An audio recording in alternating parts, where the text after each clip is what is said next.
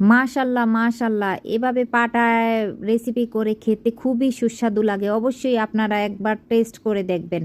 আর যার যার খেতে ইচ্ছে করে অবশ্যই আমার বাড়িতে চলে আসবেন, আমি আপনাদের করে খাওয়াবো ইনশাআল্লাহ। আসসালামু আলাইকুম এভরিওয়ান, আশা করি সবাই ভালো আছেন। আলহামদুলিল্লাহ আমরাও ভালো আছি। আজকের রেসিপিটা আমি কিভাবে করছি সব কিছুই আপনাদের সাথে শেয়ার করব। প্রথমে আমি একটা তাওয়া বসিয়ে দিয়েছি, তারপরে পরিমাণ মতো তেল দিয়ে দিয়েছি। এখানে কতগুলা কই মাছ দিয়ে দিয়েছি, থুকুমুকু কই মাছ না, শুকনো মরিচ দিয়ে আমি তেলে এগুলার তুলে রেখে দিব। এখানে আমি দিয়ে দিব একদম ছোট ছোট পুঁটি মাছ।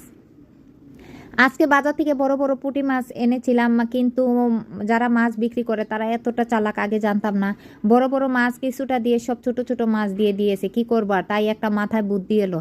তাই বুদ্ধিটা আজকে কাজে লাগিয়ে দেখি, বাহ বাহ অসাধারণ। যাই হোক, একদম ছোট ছোট মাছগুলো আমি তেলে একদম কর্মর কর্মর করে বেজে ফেলবো। আর বড় মাছগুলো আমি মূলা দিয়ে রান্না করছি, ওইটা ভিডিও করা হয় নাই, অন্য একদিন আলহামদুলিল্লাহ ভিডিও করে আপনাদের সাথে শেয়ার করব। আমি মাছগুলো একদম কর্মর কর্মর করে বেজে তুলে রাখবো। আর আমি রসুন আগেই 4টা চুলার সাইডে দিয়ে রেখেছি পুরার জন্য, কেন এই রেসিপিটা পুরা রসুন দিয়ে করলে খুবই ভালো লাগে।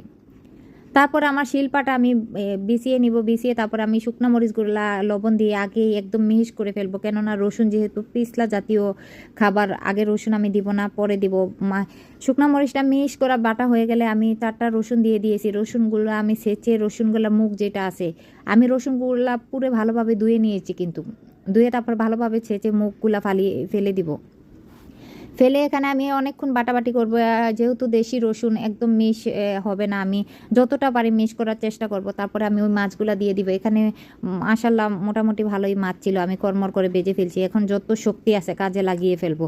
সাথে আমি দিয়ে দিব ধনিয়া পাতা। এখন বিলাতি ধনিয়া, কিছুদিন পর দেশি ধনিয়া পাতার ঘ্রাণ হবে, যেহেতু এখন বিলাতি ধনিয়া পাতার ঘ্রাণ ভালো, তাই আমি বিলাতি ধনিয়া পাতাটাই আমি অ্যাড করলাম এখানে। এখন আমি একটু বাটাবাটি করব, একটু মিশ করেই বাটবো, যেহেতু ছোটো মাছ কাটা লাগলে আবার গলায় লাগবে, তাই আমি একটু মিশ করার চেষ্টা করব। এখানে মিশ করলে আমি বড় সাইজের পেঁয়াজ 4টা আমি ভালো করে স্কিপ করে কেটে নিয়েছি, মানে একটা পেঁয়াজটা 6 ভাগ করে কেটে নিয়েছি, নিয়ে আমি আলাদা করে ধুয়ে তুলে রেখেছি। এখন আমি পেঁয়াজগুলো দিয়ে দিব, দিয়ে এখানে ছেঁচে নিব। যে কোনো ভর্তাতে বা ভুনা মাংসতে পেঁয়াজ স্কিপ করে দিলে খুবই ভালো লাগে। আপনাদের কেমন লাগে অবশ্যই জানাবেন, আমার কিন্তু খুবই ভালো লাগে। আর দেখেন কত লোভনীয় লাগছে, আর খেতে এত অসাধারণ। আমি হঠাৎ করে মাথায় এই বুদ্ধিটা আসায় আর করলাম, খুবই ভালো লেগেছে। আপনারা অবশ্যই ট্রাই করবেন, আপনাদের অবশ্যই আশা করি ভালো লাগবে। তারপরে আমি বেটে আমি পুতাটা তুলে রেখে দিব, আর হাত দিয়ে ভালোভাবে মিক্স করে নিব। কেননা পুতা দিয়ে যদি মিক্স করি তাহলে পেঁয়াজটা গলে যাওয়ার সম্ভাবনা আছে, পেঁয়াজ একদম গলানো যাবে না।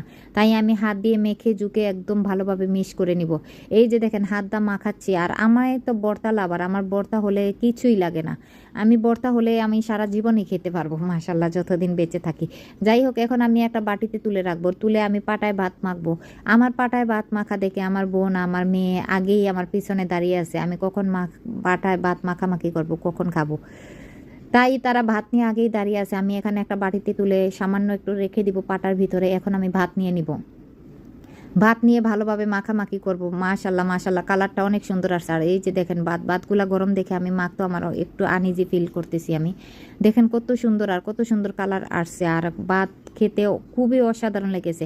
অবশ্যই আপনারা এই রেসিপিটা একবার ট্রাই করবেন, দেখবেন এত মজাদার। মাশাল্লাহ মাশাল্লাহ, মুখে লেগে থাকার মতো একটা রেসিপি।